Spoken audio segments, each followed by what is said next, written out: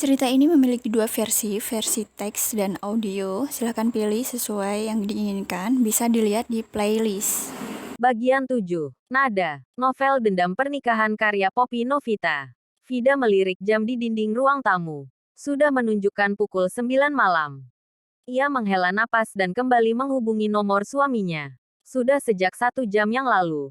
Nomor Hizam tidak aktif. Gelisah menunggu Hizam pulang. Ia turun dari sofa dan hendak ke kamar mengambil kunci mobil. Langkahnya terhenti saat suara deru mobil parkir di halaman. Secepat mungkin ia melangkah keluar. Bang Hizam, serunya, berlari dan langsung memeluk suaminya saat keluar dari mobil. Ya Allah, pekik Hizam terkejut. Assalamualaikum, adek.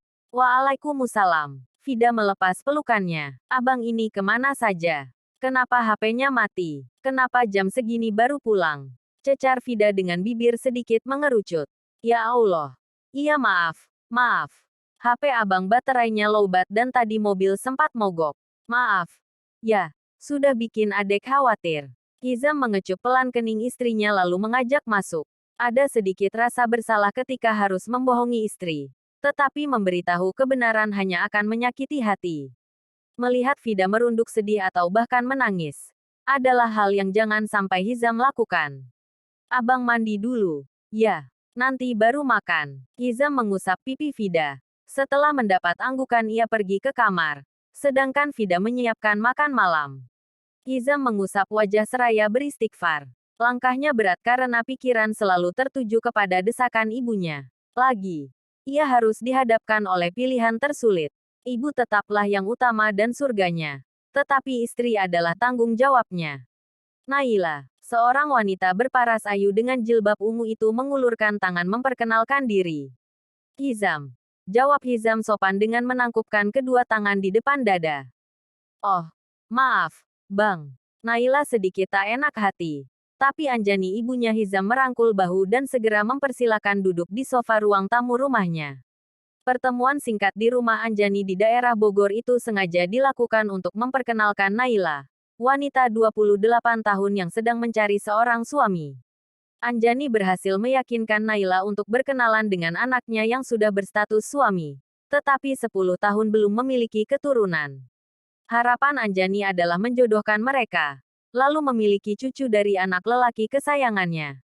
Bagaimana menurutmu? Zam, Naila cantik dan anggun. Kan? Tanya Anjani langsung saat Naila telah pulang. Iya, Bu. Hizam menjawab singkat karena sudah tahu ke arah mana tujuan ibunya bicara. Ibu yakin dia bisa menjadi istri yang baik. Zam. Iya, apa kamu tidak ada keinginan untuk menikahinya? Ibu yakin dia wanita yang subur. Hizam tersenyum. Menarik napas sejenak dan meneguk es melon di gelas yang belum tersentuh sejak tadi.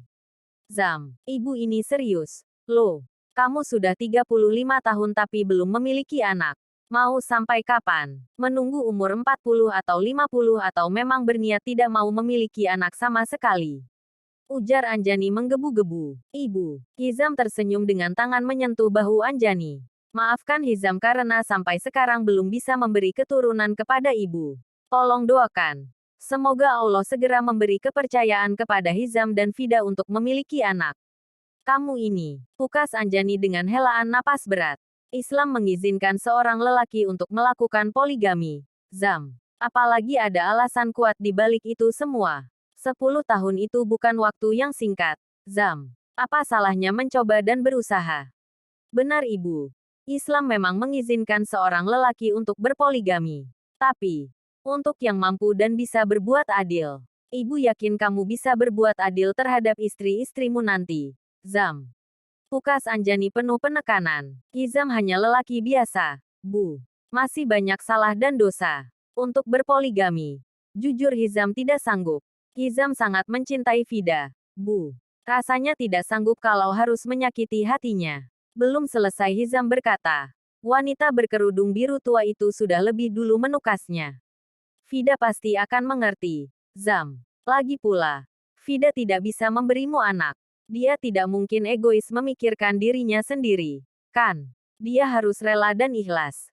Kamu menikah lagi untuk melanjutkan keturunan. Bukan tidak bisa, Bu. Tapi belum diberi kesempatan oleh Allah.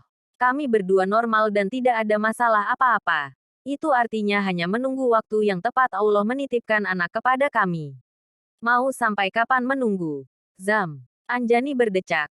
Bibir tipis dengan polesan lipstik merah itu menampakkan ketidaksukaan. Bu. Hizam meraih kedua tangan Anjani. Coba tolong posisikan diri ibu pada Vida. Bagaimana perasaan ibu jika harus membagi cinta pada wanita lainnya? Berbagi suami. Meski bibir berkata ikhlas. Bagaimana dengan hati?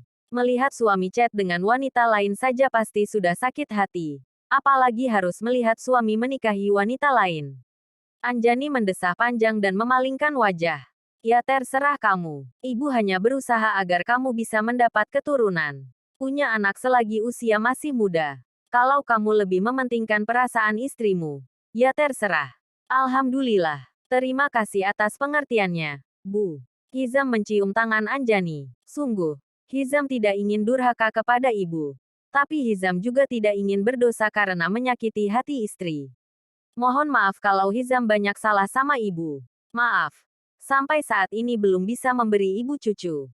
Bantu Hizam dengan doa, Bu. Agar Allah segera mempercayakan seorang anak kepada Hizam juga Vida. Anjani menghela napas berat. Mata tuanya mengerjap cepat agar air yang menggenang tidak tumpah. Tangan keriputnya mengelus rambut anak sematawa yang penuh rasa sayang. Di bawah guyuran air dari shower, air mata Hizam tumpah di sana.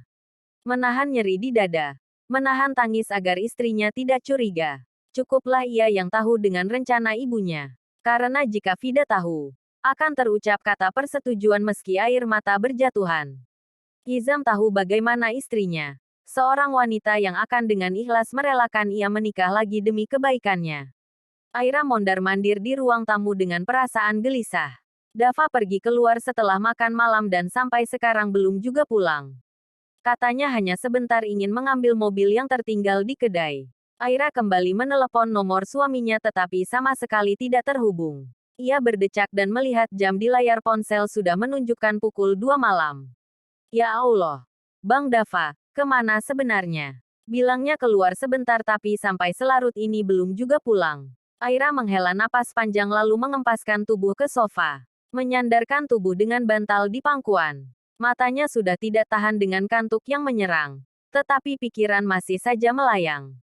1 jam berlalu saat mata sudah mulai terpejam. Suara gedoran pintu mengagetkan. Aira segera berdiri dan membukakan pintu. Astagfirullahaladzim. Abang, pekiknya saat Dava terbaring di lantai depan pintu. Aira mengedarkan pandangan tetapi tidak ada siapa-siapa dan mobil Dava sudah terparkir di halaman. Bang, abang, bangun. Aira mengguncang bahu Dava. Abang kenapa sebenarnya? Dava terbatuk-batuk lalu muntah di lantai begitu saja. Bau alkohol menguar. Membuat Aira tak tahan. Namun, melihat keadaan Dava yang tak berdaya, ia juga tidak tega. Abang mabuk. Ya Allah, abang kenapa sebenarnya? Bisa sampai mabuk begini. Serunya sambil memijat leher belakang Dava. Dava sedikit membuka mata. Tersenyum lebar dengan tangan terulur menyentuh pipi Aira. Kamu cantik sekali, sayang. Abang. Aira berpaling saat Dava mendekatkan wajah. Jangan kayak gini. Abang kenapa sebenarnya? Ayo masuk. Bang, nanti abang sakit. Masuk kemana? Dava justru menjatuhkan kepala ke bahu Aira dengan kedua tangan memeluk erat tubuh ramping istrinya. Astagfirullah.